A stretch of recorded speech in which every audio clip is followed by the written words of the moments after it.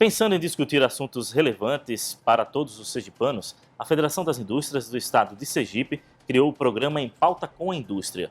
Buscaremos respostas para situações que interferem no cotidiano da indústria e de toda a sociedade sergipana. E nesta edição, para falar sobre economia, estamos aqui com a economista-chefe da XP Investimentos, Zeina Latifi. Zeina, seja bem-vinda ao programa. Eu que agradeço aqui o convite. Muito bem. Lembrando que nós teremos uma pergunta, certo? Os nossos convidados farão uma pergunta para a senhora e a senhora tem todo o tempo disponível para poder responder, tá certo? Okay. Então vamos então ao primeiro questionamento, que é do empresário e ex-presidente da CNI, Dr. Albano Franco. Sabemos que o Brasil precisa urgentemente reduzir o desemprego em torno de 13 milhões. E para isso é preciso investimentos do setor governamental e de bens e serviços. E, além do mais, um outro aspecto importante que preocupa os empresários no Brasil todo é a insegurança jurídica, porque há dúvidas, determinadas instâncias decidem de uma forma, de uma maneira. Então, eu quero saber, diante desses fatos, como a senhora vê que a senhora é competente, conhece bem os problemas brasileiros, como é possível a retomada do crescimento no mínimo de 3 ou 4% ao ano. Isso nós queremos ouvir da senhora, principalmente com os problemas que o Brasil ainda enfrenta. Zeina, então o empresário Albano, preocupado, não só ele como outros empresários, preocupados com essa retomada do crescimento em meio a esse embaraço da insegurança jurídica e do emprego, que está em queda. Sem dúvida. Olha, para a gente voltar a crescer 3,5%, que era o quanto a gente crescia ali no passado, quando a gente toma governo Fernando Henrique Cardoso, governo Lula, em média esse era o nosso potencial de crescimento. Quer dizer, dada a nossa capacidade instalada, nossa infraestrutura, mão de obra, o nosso potencial era 3,5%, foi esse o desempenho da economia na época, que era exatamente em linha com o próprio crescimento mundial. Bom, o que ocorre é que o potencial de crescimento do Brasil, depois de muitos equívocos de política econômica, excessivo intervencionismo estatal, investimentos de baixa qualidade no lugar errado, do jeito errado, enfim, os desperdícios, quando tivemos também um estímulo exagerado, excessivo, artificial na economia, pressionando juros, pressionando salários crescendo num ritmo além do que a economia dá conta, tudo isso gerou essa tal recessão, as contas públicas, um rombo tremendo, e isso reduziu a taxa de investimento do país. Bom, quando a gente junta tudo, os investimentos equivocados, a redução do investimento no setor produtivo, essa crise prolongada, bom, o nosso potencial de crescimento, que era de 3,5%, essa é a nossa estimativa na XP, hoje não é mais que 1%. Então, primeiro ponto aí dessa pergunta que foi feita, muito importante, é o seguinte: para nós voltarmos a crescer 3,5% em linha com o mundo, nós vamos ter que nos esforçar mais, porque a gente está saindo de uma base muito frágil. A gente está falando de uma indústria que está com uma defasagem tecnológica enorme, 30 anos. A gente está falando de uma mão de obra que está despreparada para os desafios da tecnologia e, obviamente, nem preciso falar dos problemas de infraestrutura. Bom, é colocado um ponto específico aí na questão da insegurança jurídica que eu acho que vale a pena a gente falar sobre isso. Então, é claro, temos que nos esforçar mais, não tem bala de prata, não é que a gente vai fazer uma reforma econômica e aí a gente vai rapidamente conseguir crescer 3,5%, não, infelizmente é assim, não. A gente vai ter que avançar em várias frentes. Agora, acho importante tocar nessa questão da insegurança jurídica, porque ela acaba impactando, na minha visão, particularmente infraestrutura e a indústria. A indústria, ela sofre toda a insegurança jurídica que vem do fato de ter uma carga tributária mais elevada, de estar sujeita a essas várias normas regulatórias na questão de segurança do trabalho, ambiental, enfim, são várias normas, regulações que o setor precisa seguir. Toda a insegurança jurídica que vem das relações trabalhistas, que felizmente tivemos uma reforma trabalhista no governo Temer, mas que ajudou muito, mas ainda é um tema, né? Reduziu bastante o contencioso trabalhista. A senhora acredita que essa reforma ajudou ou realmente... Eu não tenho dúvida que ajudou, eu não tenho dúvida, o que não quer dizer que outras não sejam necessárias. Aqui vale um parênteses para o excelente trabalho do secretário Rogério Marinho, que não só, né, preparou ali o projeto de reforma da Previdência, como também está ali passando um pente fino nessas regulações todas que impactam bastante o setor produtivo. E, obviamente, né, deve avançar também para discussões de reforma tributária. Bom, o setor de infraestrutura também sente bastante essa insegurança jurídica, porque são investimentos de longo prazo, você, no meio do caminho, não sabe que regra que vai mudar, se vai ter uma intervenção de Ministério Público, se não vai ter. Então, tudo isso gera um ambiente de negócios tão difícil que prejudica tanto e, particularmente, a indústria. Então, o tema da insegurança jurídica, eu acho que é um grande tema no país. Infelizmente, eu não vejo ainda, né, citei aqui o trabalho do secretário Rogério Marinho, mas eu não vejo ainda uma agenda que está suficientemente clara no país. Então, eu sinto falta de um trabalho, por exemplo, do Ministério da Justiça, fazendo a interlocução com as várias, né, principalmente os juízes ali. Esse seria um dos passos, né? Esse diálogo é necessário, passar um pente fino nessas regulações todas, né, no nosso marco jurídico no país, muitas vezes medidas que nem precisaria passar pelo Congresso, rever rotinas, rever essas portarias todas que nós temos no país, regras daqui que mudam a toda hora, que com efeito retroativo, né? O ministro Malan falava que no Brasil até o passado é incerto, que vem uma nova regra com efeito retroativo, a gente descobre o empresário descobre um esqueleto, descobre uma pendência que não sabia, enfim. Mas eu penso que ainda estamos muito atrasados nessa discussão, né? Precisaria ter um maior diálogo com Receita Federal, com os juízes, principalmente de primeira instância, o próprio Supremo Tribunal Federal com as suas decisões monocráticas. Então, quando a gente olha, esse tal tema da insegurança jurídica vem de várias frentes. Então, vai ser uma agenda que o Brasil precisa acelerar, e eu vejo aqui uma agenda que ela está muito atrasada.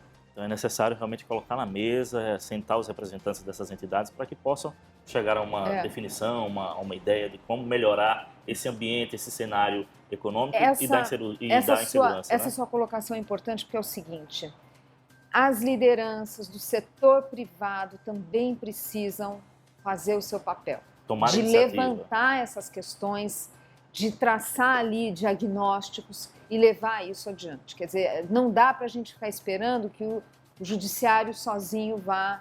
correr atrás de alguma coisa que não vai. Tem um papel essencial das lideranças do setor privado. Muito bem. Zeina, nossa próxima pergunta é do empresário do ramo da construção civil, o senhor Luciano Barreto. Vamos acompanhar. Doutora Zeina, é um prazer. Eu represento também uma associação que congrega 50 pequenos e médios empresários da construção civil do estado de Sergipe. A realidade dessa indústria no estado de Sergipe é a mesma de todos os estados do Nordeste, que são empresas de pequeno e médio porte. E eu perguntaria à senhora o seguinte, por que é que este governo federal, que está com um programa tão ambicioso de reformas, não se voltou ainda para grandes programas de incentivo à construção civil, tanto no setor habitacional, através de programas como Minha Casa Minha Vida e outros, e também através de programas de execução de obras públicas, principalmente aquelas de caráter social.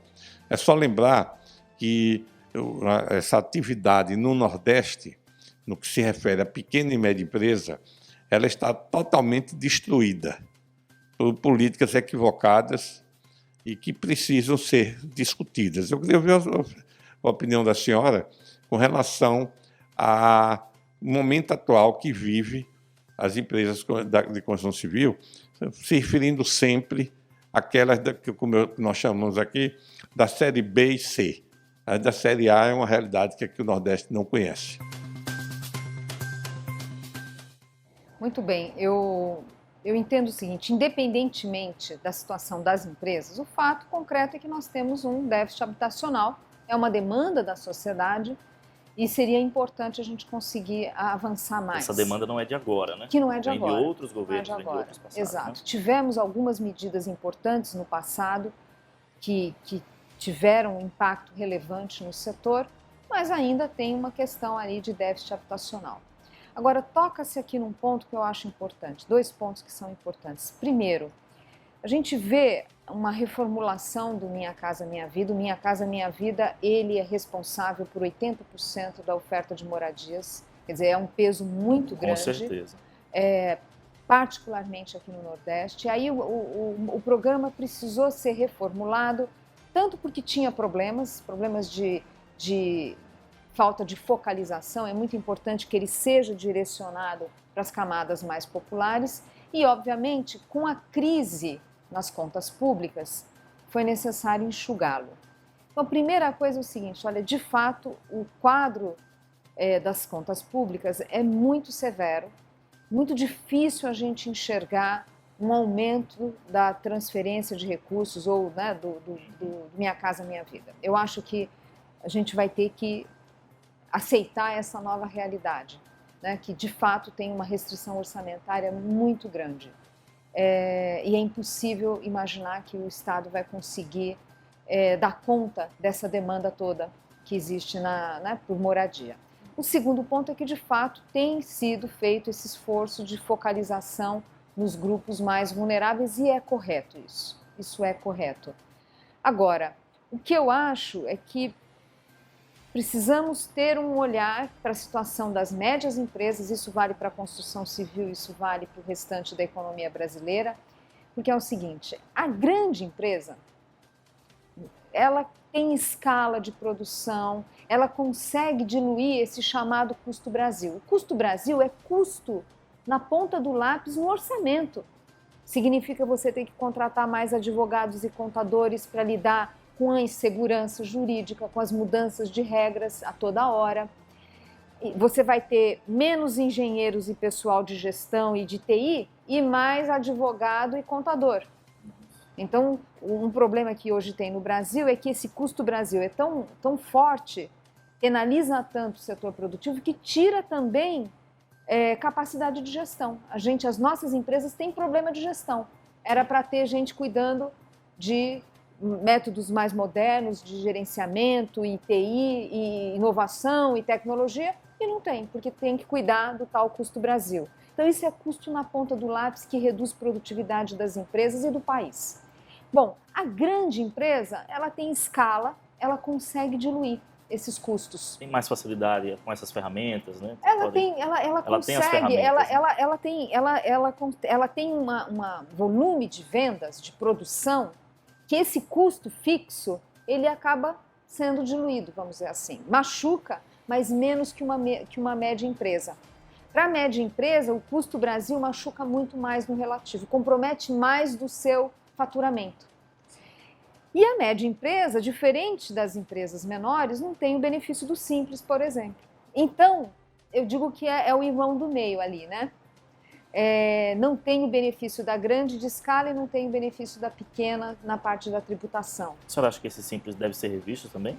Eu acho, mas deixa eu só avançar um pouquinho, só para fechar meu raciocínio. Então, a agenda de redução de custo Brasil, ela precisa acelerar, porque a média empresa, de fato, não está aguentando. Então, por um lado, você tem um governo um Estado brasileiro quebrado, o próprio ministro Guedes usou esses termos, então não dá para ter políticas direcionadas. Hoje é o momento de desfazer essas políticas e não o contrário. Mas, por outro lado, precisa avançar na agenda estrutural para reduzir custo Brasil, que particularmente as médias empresas seriam beneficiadas. Então, isso é um fator que é essencial. porque a gente está tendo, de fato, empresas que estão fechando. Sim, com certeza. Não Aqui consegue. em Sergipe não está sendo diferente.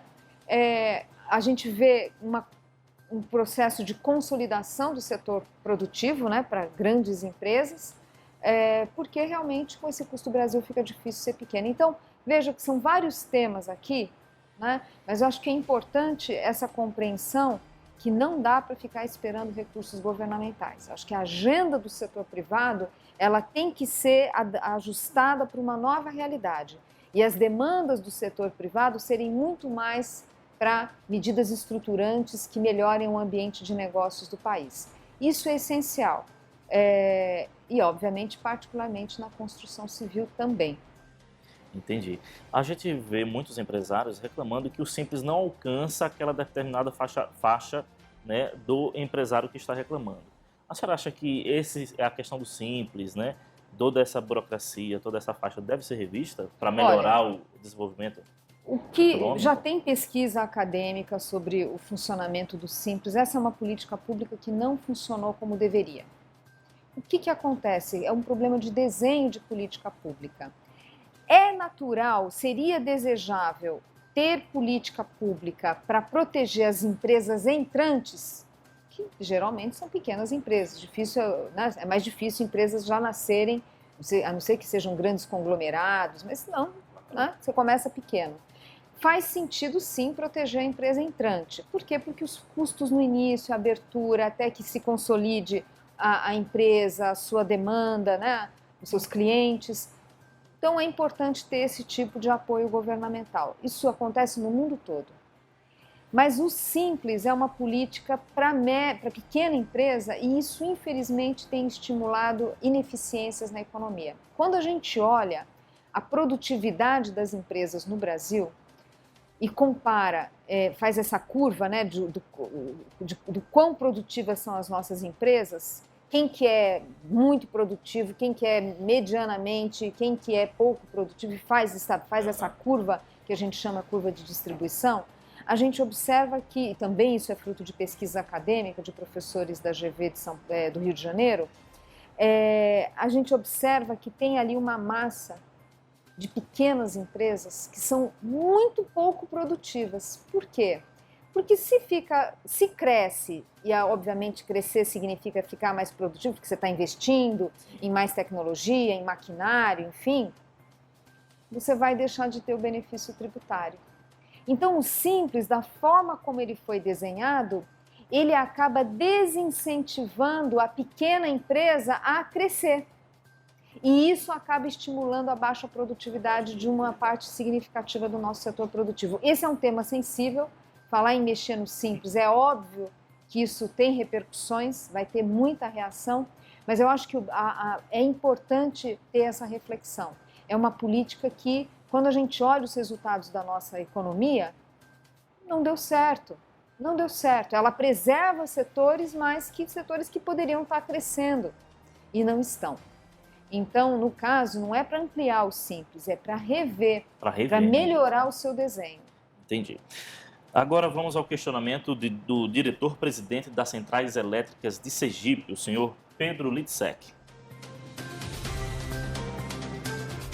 Esse gás que foi descoberto aí em Sergipe, ainda com base nesses estudos da EPE, poderia chegar aqui no estado a $6 por milhão de BTU.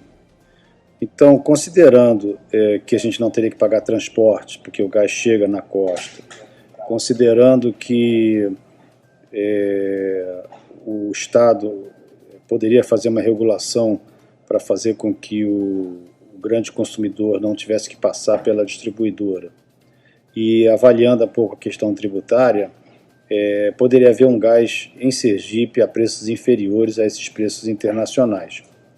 Então a pergunta é, quer dizer, o Estado tendo esse gás, fazendo a regulação adequada para que o grande consumidor não tenha que estar sujeito à tarifa de distribuição, o que mais o Estado deveria fazer a partir de hoje para atrair indústrias que utilizem gás como matéria-prima aqui para Sergipe? Olha, parte da pergunta já tem uma resposta, quer dizer, é um reconhecimento que não é para já. né? Vai demorar um tempo para que de fato tenha essa exploração desse gás e isso tenha repercussões na economia. Então a primeira lição de casa é de fato o apoio, a cobrança para a regulação do mercado, porque sem isso não vai ter de fato, não vai conseguir colher os benefícios dessas descobertas. E também a questão tributária. Então tem uma lição de casa a ser feita para garantir que de fato esse gás vai chegar. E essa lição não é curta. Não é. Então, assim, essa é uma lição de casa. Assim, olha, tem que garantir que vai chegar esse gás, né? Quais são as etapas do ponto de vista de marco regulatório e de regime de tributação, enfim, o que é necessário para que isso de fato se concretize e venha essa oferta de gás. Agora, até lá, além dessa lição de casa, a gente tem que lembrar o seguinte: uma indústria, para vir para o Nordeste ou para vir para a região, não é só o gás que vai dar competitividade a ela. Precisa de mão de obra qualificada, e aí a gente volta no tema da educação. E aí essa agenda tem que começar já, né? Preparar a mão de obra. E para vários setores que, né, vão se beneficiar, desde técnicos ali, trabalhos mais técnicos, até outras indústrias que vão indiretamente se beneficiar. Por exemplo, você pode imaginar turismo de negócios, tende a aumentar. Sim. Mas tem gente preparada na hotelaria? Nós temos cursos para chefes, nós temos cursos de hotelaria para preparar e atrair redes, atrair redes internacionais para a região. Então, tem uma questão grave aqui, que é a questão da mão de obra. Então, precisa correr com essa agenda. E, de novo, não é com mais recursos, mas sim com melhora da gestão desses recursos. O dinheiro acabou, né? Então, é uma outra discussão, é como gerir melhor esses recursos todos. Como criar cooperação, por exemplo, da universidade com o setor produtivo, da universidade, o ensino superior com o ensino fundamental. De que forma a universidade também pode contribuir para melhorar a qualificação dos professores do ensino básico fundamental. Então, precisa pensar nessas alianças todas. E, é claro, da universidade com o setor produtivo, sem dúvida, isso é essencial. Tem também questão de uma forma geral de infraestrutura. A indústria que vem para cá também precisa de infraestrutura. Então, é muito importante ter uma visão estratégica, né, na região do estado. O que se pretende? Aonde dá para chegar? Como é possível explorar os talentos regionais? Como explorar esses talentos? E aí precisa ter uma visão estratégica. O Brasil precisa recuperar a capacidade de fazer planejamento. E muito importante o papel do setor privado. Eu repito, se o setor privado não tiver diagnósticos do que está acontecendo, de quais são os gargalos e de como avançar, fica difícil o poder público sozinho fazer propostas, né? Ainda mais nesses tempos de contingenciamento de recursos. Essa coordenação é essencial. Muito se fala nessa visão estratégica, né? A senhora acredita que essa já é uma cultura que vem sendo perdida, que se perdeu ao longo do tempo? Não sei, que o brasileiro não tem essa visão estratégica, tanto a nível governo quanto o próprio empresário. Será que está faltando essa visão estratégica? Eu acho que poucas vezes o Brasil teve isso. E toda a crise que a gente passou desde a década de 80, problema da inflação e juros elevados, instabilidade macroeconômica, infelizmente a gente perdeu essa capacidade de fazer planejamento. Fazer planejamento como? Com aquele ambiente macroeconômico tão instável, né? Vamos discutir quais são os setores que o Brasil tem mais competitividade. Como é que vai discutir com essa carga tributária cumulativa? Né, que a gente já nem sabe mais que setores poderiam ser competitivos no Brasil. E, de certa forma, por causa desse quadro que a gente está falando de décadas aqui, a gente perdeu também o expertise. Eu acho que o Brasil não sabe fazer planejamento. Acho que a gente vai precisar aprender com as experiências de fora. Acho que a gente precisa olhar o que países parecidos estão fazendo. O que a Noruega fez ali quando descobriu o gás? O petróleo? Aprender com os casos de sucesso, porque eu acho que a gente perdeu essa capacidade de fazer planejamento. Acho que a gente não sabe fazer isso. A gente vai ter que aprender a fazer. Tá, ok.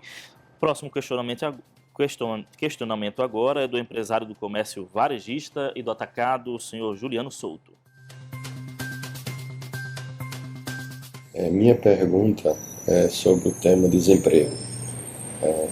Essa é a parte mais dolorosa de todo ajuste econômico e nós temos dois paralelos, ou seja, após a crise de 2008, os Estados Unidos ele sofreu uma alta de desemprego até 2010 e logo após disso há um declínio constante chegando a níveis historicamente baixos.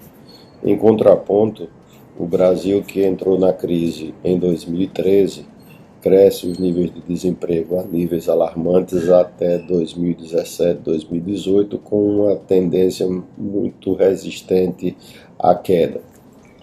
Considerando que a equipe econômica atual ela tem uma origem e uma prevalecência do liberalismo que norteia a economia americana, o que é que nós podemos esperar de notícias e de planos para que o desemprego no Brasil volte a cair e a economia como um todo possa gerar renda e desenvolvimento para todos? Bom, sobre o desemprego, né? Infelizmente, vai demorar para a gente ter taxas de fato mais civilizadas, né? A gente romper a barreira dos 2 dígitos ainda também vai demorar algum tempo. Isso por uma série de razões. O primeiro ponto é aquilo que eu já comentei lá atrás, que é o menor potencial de crescimento nosso. A gente vai ter que se esforçar mais para gerar emprego, para crescer em linha com o mundo.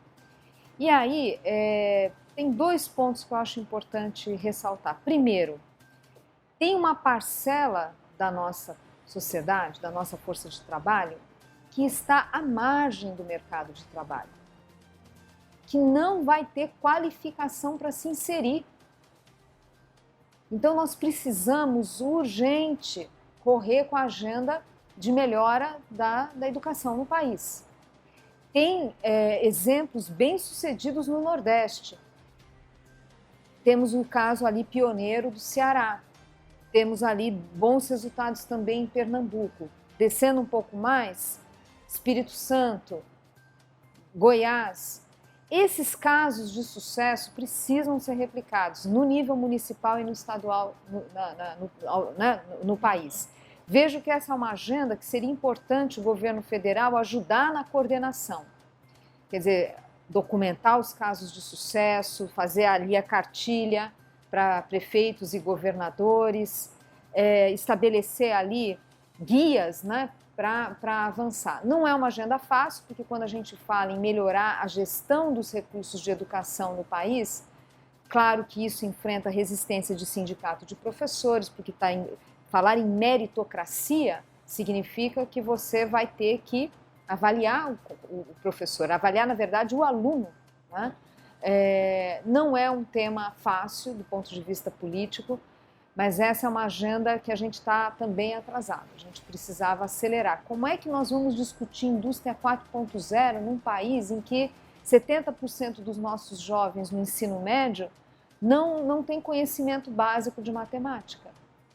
Né? Fica complicado. Que é o que o exame PISA, que é aquele exame mundial ali para avaliar o desempenho dos alunos no ensino médio, mostra que 70% dos nossos jovens não passa do nível 2, que ainda é nível básico de matemática. Então, aí é um problema ali estrutural de desemprego. Não é que não vai ter vaga para essas pessoas, porque são um grupo que não tem preparo, estão à margem. E a tecnologia está indo. Então, essa agenda ela precisa ser abraçada. Claro que tem uma parte ali que vem junto com o desempenho da economia, né? A tendência é aumentar a empregabilidade conforme a economia for ganhando tração, mas é um movimento lento. Eu não acredito que a gente vai conseguir ali, pensando no horizonte do atual governo, eu não acredito que a gente vai conseguir uma redução expressiva do desemprego. O que é importante aqui é perseverança, quer dizer, o país precisa ter paciência, mas avançar nessas reformas, mesmo sabendo que muitas delas a gente vai colher os frutos lá na frente, né? Não é algo que você... É um exemplo da reforma trabalhista, você faz a reforma trabalhista e não colhe fruto imediatamente, você precisa de um tempo para ela maturar. Prazo, né? Isso, tem que ver se ela pega, né? Tem que ver se de fato ela consegue se efetivar para depois ter impacto na economia. Então a gente precisa ter essa perseverança para conseguirmos reduzir desemprego e com este olhar na educação, né? Senão realmente a gente vai ter uma economia que vai avançar, mas com uma parcela importante da sociedade à margem desse processo. Muito bem. Próxima pergunta, então, é do senhor Celso Hiroshi Hayashi, presidente da ACEDIS, Associação das Indústrias do Distrito Industrial de Nossa Senhora do Socorro. Minha pergunta seria com relação à indústria brasileira, né? O processo de desindustrialização é iminente pelo fato de que uma indústria brasileira sofre com uma grande carga tributária, uma oneração de folha enorme, né, fora a baixa produtividade. Então, comparando a indústria brasileira com as indústrias mundiais de ponta, nós estamos ainda tem um caminho muito grande a percorrer. E como que ficaria a indústria nesse acordo que houve do Brasil com a União Europeia com relação à competitividade da indústria nacional? E em termos locais, aqui em Sergipe, nós temos uma oportunidade ímpar da descoberta do óleo e gás, né, que são fontes de insumos energéticos e de matéria-prima para a indústria. Como que a indústria local aqui de Sergipe pode se apropriar dessa oportunidade que surge aqui daqui 3, 4 anos? Bom, eu vou focar na questão da indústria. A indústria é o setor que mais preocupa, mesmo, né? Como eu coloquei, é o setor mais sensível ao custo do Brasil. Carga tributária elevada, junto com a carga tributária elevada, a cumulatividade de impostos, a insegurança jurídica, e aí por aí vai. Questões né? trabalhistas. E a indústria, diferente, por exemplo, do setor de serviços, não tem o mesmo espaço, o mesmo grau de liberdade para repassar a pressão de custos para o preço final, porque afinal tem a concorrência com o produto importado, né? O setor de serviços tem maior liberdade. Eu não vou cortar meu cabelo na Argentina se a minha cabeleireira vai aumentar o preço. Agora eu posso trocar o produto da indústria, eu posso importar, né? Eu posso consumir o produto importado. E, aliás, isso tem acontecido de forma mais intensa, que a gente nota ali nos nossos estudos na XP. Quer dizer, desde o ano passado, o que a gente tem observado é que, mesmo com o aumento da cotação do dólar, que tradicionalmente isso fazia reduzir a participação do produto importado na nossa cesta, inverteu essa correlação. Quer dizer, mesmo com o aumento da cotação do dólar, a gente tem aumentado a participação do produto importado. Isso mostra que tem setores da indústria que estão morrendo. Particularmente a média empresa, como eu já discuti aqui, é mais sensível ainda. Não vai dar para fazer política de socorro. A gente já tentou essa fórmula, já não deu certo e não há recursos para isso. O que nós precisamos é acelerar essas agendas estruturantes. Não tem jeito, não tem jeito. Nós estamos no momento do Brasil de plantar, ainda não é da colheita, mas a gente precisa fazer esse esforço. É fácil? Não, não é, porque tem perdedores nesse processo. Por exemplo, quando a gente discute uma reforma tributária e que simplifique e que reduza a cumulatividade de impostos, a indústria, de uma forma geral, tende a se beneficiar? De uma forma geral, sim, tende a se beneficiar. A tendência é cair a carga tributária da indústria ao reduzir a cumulatividade? Sim, mas vai aumentar a carga tributária para o setor de serviços. Claro, não é uniforme, não é homogêneo, mas a tendência é aumentar. Esses setores vão reclamar? Vão. E é legítimo? É legítimo. Então, é um nó da política que a gente vai ter que desfazer. Como encontrar soluções majoritárias, entendendo as especificidades de cada setor, né? Mas o Brasil precisa dar esse passo de maturidade. Hoje, do jeito que está, ninguém está feliz. Né? Pegando no caso do setor tributário, a questão tributária, que é um dos fatores que mais fazem a gente apanhar nesses rankings de competitividade mundiais, né? A questão tributária está sempre ali como que a gente reduz a nossa nota, reduz a nossa posição. Hoje está de um jeito que ninguém está feliz. Os governadores estão infelizes porque a arrecadação do ICMS como proporção do PIB só faz cair. Em compensação, o pagamento gasto com a folha só faz crescer, os estados estão quebrados. Né? A indústria está infeliz porque o peso da carga tributária é muito elevado e precisa redistribuir esse bolo. O setor de serviços, mesmo pagando menor carga tributária, sofre com um país que cresce pouco, porque quando a indústria vai mal, o resto da economia também vai. Porque a indústria tem um impacto que a gente chama multiplicador, né? Tem um impacto em outras cadeias. Então, no final, está todo mundo infeliz. Então, nós precisamos ter essa coragem de avançar nessas reformas e, obviamente, a indústria tende a se beneficiar. Agora, o que eu penso é que a gente precisa acelerar. Então, eu esperaria, passada a Previdência, que essas discussões avançassem num ritmo mais acelerado. E a gente ainda não sabe qual é a proposta do governo federal para uma reforma tributária. Até agora a gente não sabe. E, inclusive, acho que vale o registro aqui que cada dia que você abre o jornal tem alguma especulação de alguma medida. Não, agora tributar dividendo, não, agora vai ser CPMF, agora... Foram 9 meses discutindo o CPMF. A gente perdeu um tempo valioso, porque o primeiro ano do mandato presidencial é a grande janela de oportunidade para fazer reforma. Para reajustar, né? Para fazer reforma. O presidente tem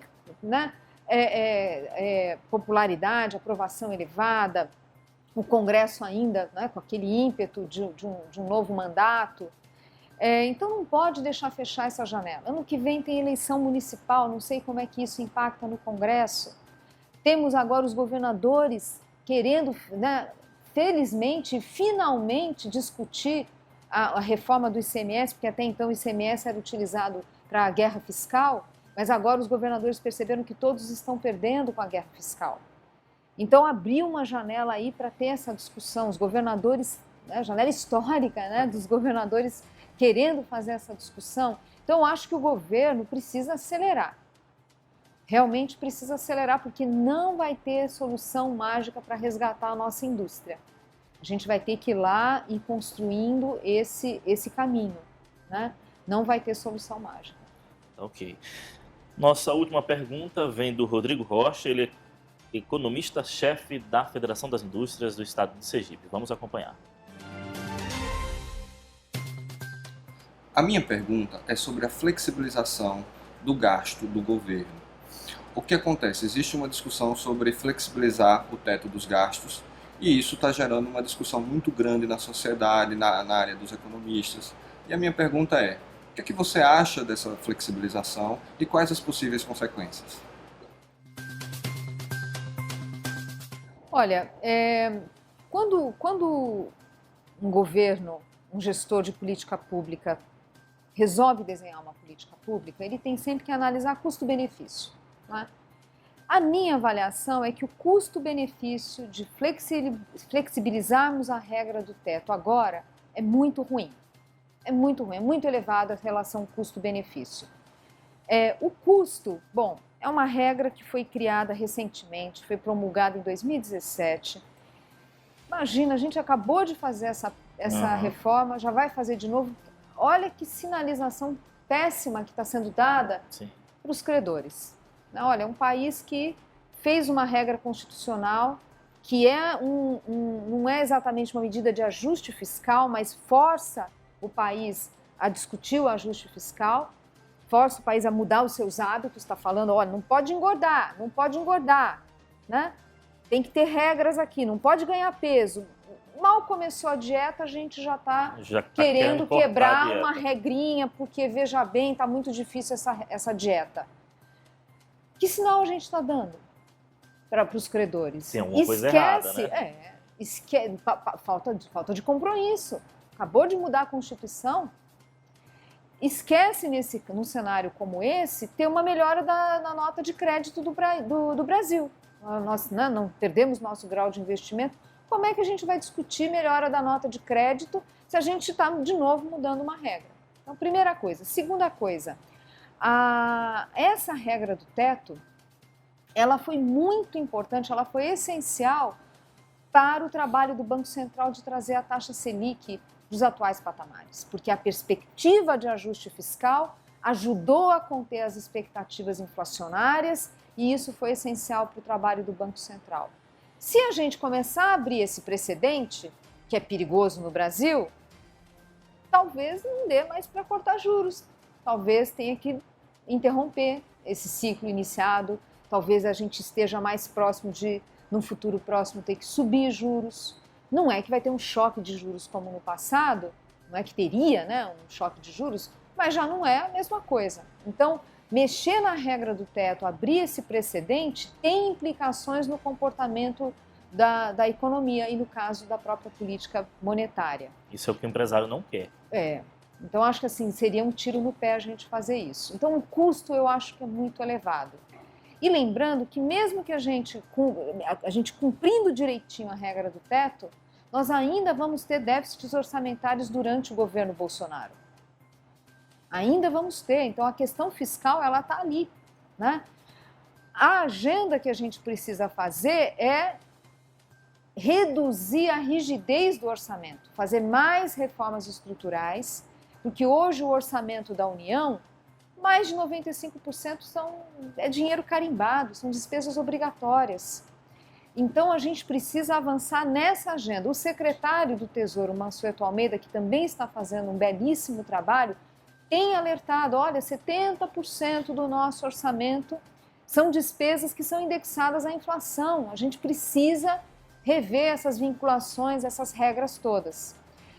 Um passo importante foi dado na Previdência, mas precisamos avançar. Então, já que é para fazer medida constitucional, vamos fazer para aquilo que é importante, que é reduzir essa rigidez orçamentária no Brasil para que dê espaço para aumento de investimento. Bom, e qual seria o benefício de uma flexibilização? Eu falei dos custos. Qual que seria o benefício? O benefício seria a gente poder investir mais? Aí eu acho que o benefício é limitado. Primeiro, a margem que a gente teria para aumentar investimento seria baixa, né? Seria muito baixa. O peso do investimento público hoje é muito baixo, abaixo de 2%. Está ali em torno de 1,5% do PIB, é nada. Então, primeira coisa. Segunda coisa, a história recente nos mostra que nós temos investimentos públicos de baixa qualidade. Tem muitas obras, tem um levantamento feito pelo Tribunal de Contas, por acadêmicos, que mostram que parcela significativa dos investimentos estão parados por causa de problema nos projetos.